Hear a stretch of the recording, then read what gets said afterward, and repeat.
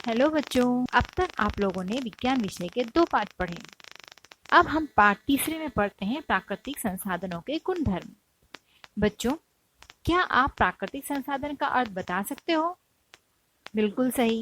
प्राकृतिक मतलब प्रकृति, संसाधन अर्थात संपत्ति, जो हमें प्रकृति द्वारा प्राप्त हुई ऐसी संपत्ति जैसे हवा, पानी, मिट्टी, इन सब के विषय में हम इस पाठ के अंतर्गत पढ़ेंगे। सबसे पहले हम हवा के गुणधर्म के विषय में जानते हैं। बच्चों, यदि मैं आपसे प्रश्न पूछूं कि क्या आपने हवा देखी है, तो आप सबका जवाब होगा नहीं। लेकिन हमने हवा का अनुभव किया है। सांस लेते समय हवा नाक से भीतर ली जाती है और मुंह के सामने जब हाथ रखकर फूंक मारें तो हम हवा के स्पर्श को अनुभव कर सकते हैं।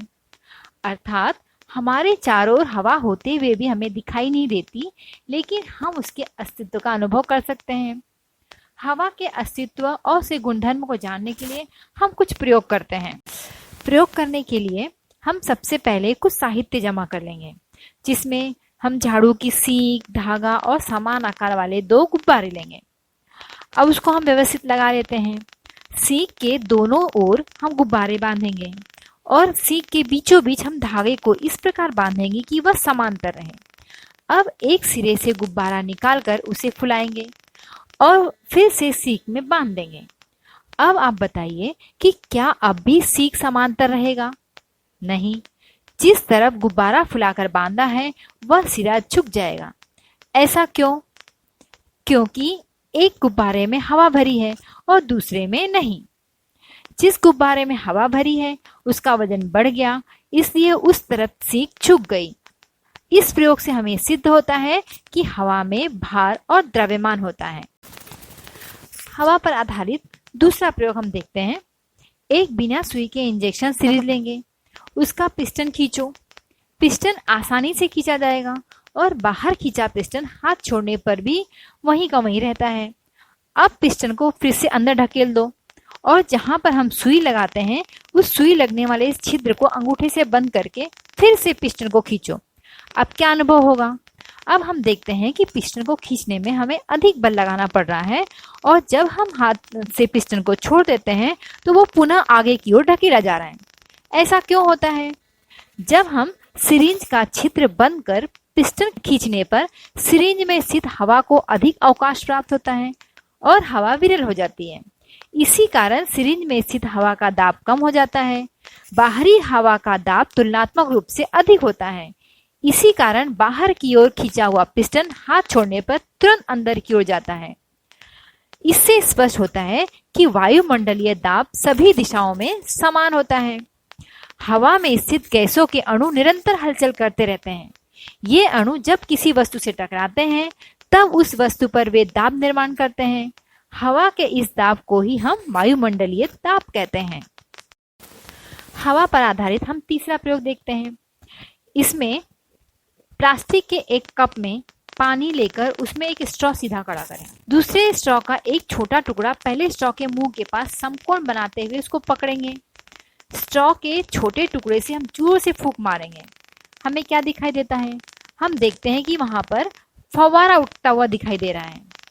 ऐसा क्यों होता है?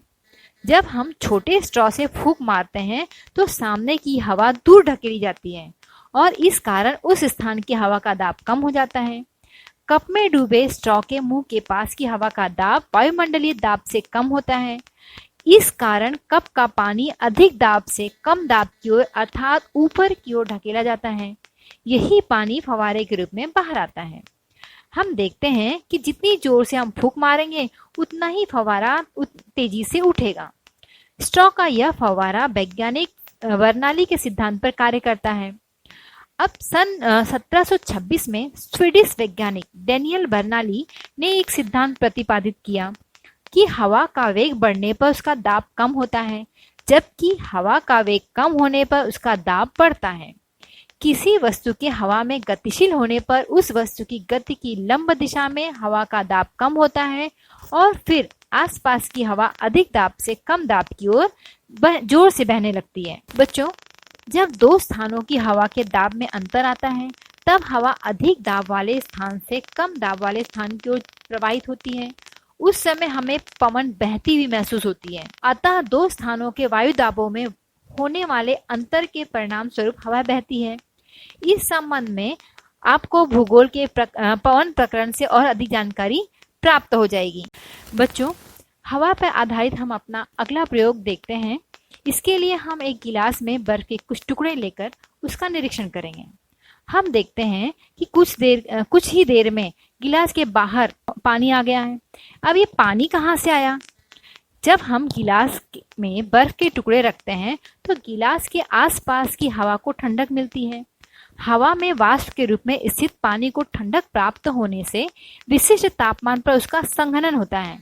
इसी कारण वाष्प का रूपांतरण पानी में होता है। यही पानी गिलास के पृष्ठभाग पर हमें एकत्र हुआ दिखाई दिया। हवा में आर्द्रता होती है। इस प्रयोग से हमें यह सिद्ध होता है। हवा में आर्द्रता का अनुपात भिन्न भिन्न स्थानों पर भिन्न भिन्न होता है। उसी प्रकार दिन भर की अवधि में भी हवा की आर्द्रता का अनुपात बदलता रहता है। हवा में आर्द्रता का अनुपात उसके वाष्प को संग्रहित करने की क्षमता के अनुसार होता है। रात में या भोर में जब हवा का तापमान कम होता है तब उसकी वाष्प को संग्रहित करने की क्षमता कम होती है। उस समय हवा की अतिरिक्त वाष्प का पानी की बूंदों में रूपांतरण होता जाता है। इसे ही हम ओस कहते हैं। आप लोगों ने सर्दियों के मौसम में ओस की बूंदें देखी होंगी। दोपहर में हवा का तापमान बढ़ने पर हवा की वाष्प को संग्रहित करने की क्षमता भी बढ़ती है। हवा की वाष्प धारण करने की बढ़ी हुई क्षमता की अपेक्षा हवा में उपस्थित वाष्प का अनुपात कम होता है। उस समय हवा शुष्क महसूस होती है। वर्षा ऋतु में और समुद्र तट पर हवा में वाष्प की मात्रा अधिक होती है। ऐसे समय हमें उमस महसूस होती है। बच्चों, ग्रीष्म ऋतु में कपड़े जल्दी सूखते हैं परंतु वर्षा ऋतु में कपड़े जल्दी नहीं सूखते। ऐसा क्यों होता है? खाली बोतल को उल्टा करके पानी के चौड़े बर्तन में तिरछा डुबाओ, क्या दिखाई देगा? गुब्बारे में हवा भरने पर उसमें क्या परिवर्तन होता है? उपर्युक्त इन सभी कृतियों से हमें ये स्पष्ट होता है कि हवा का जगह घेरना, निश्चित आयतन होना, भार और द्रव्यमान होना, ये हवा के विभिन्न गुणधर्म हैं। सभी प्रयोगों के माध्यम से हमने हवा के गुणधर्म के विषय में जाना। अब हम देखते हैं कि हवा हमारे लिए किस तरह से महत्व रखती है। बच्चों, हवा कुछ गैसों, धूल, धुएं और वाष्प के अति सूक्ष्म कणों का समांगी मिश्रण है। इस कारण वायुमंडल में प्रकाश का प्रकीर्णन होता है। जब प्रकाश की किरणें अत्यंत सूक्ष्म कणों पर गिरती हैं, तब ये कण सभी दिशाओं में प्रकाश को फैलाते हैं। इस प्राकृतिक घटना को प्रकाश का प्रकीर्णन कहते हैं। अर्थात हवा द्वारा प्रकाश का प्रकीर्णन होता है। तापमान नियंत्रण। पृथ्वी को सूर्य से ऊर्जा प्राप्त होती है। इस ऊर्जा को पृथ्वी ऊष्मा के रूप में वापस उत्सर्जित करती है। पृथ्वी के चारों ओर उपस्थित हवा की वाष्प, कार्बन डाइऑक्साइड जैसे घटक इस ऊष्मा का कुछ भाग अवशोषित कर उसे हवा के अन्य घटकों को देते हैं, जिसके कारण पृथ्वी का पृष्ठभाग गर्म रहता है और पृथ्वी के सजीव जगत के लिए अनुकूल होता है। पृथ्वी पर हवा नहीं होती तो पृथ्वी के पृष्ठभाग का औसत तापमान बहुत ही कम हो जाता। ध्वनि का संचरण। आसपास के परिसर से सुनाई देने वाली आवाज हम तक हवा द्वारा पहुंचती है। तापमान में परिवर्तन के कारण हवा का घनत्व भी बदलता है। ठंड में हवा का घनत्व बढ़ता है। शीत ऋतु में भोर के समय दूर से आती रेल की सीटी की आवाज स्पष्ट सुनाई देती है। इससे यह स्पष्ट होता है कि ध्वनि के संचरण के लिए हवा का माध्यम के रूप में उपयोग होता है। इसका अर्थ है हवा द्वारा प्रकाश का प्रकीर्णन होता है, हवा तापमान को नियंत्रण में रखती है और हवा द्वारा ध्वनि का संचरण होता है।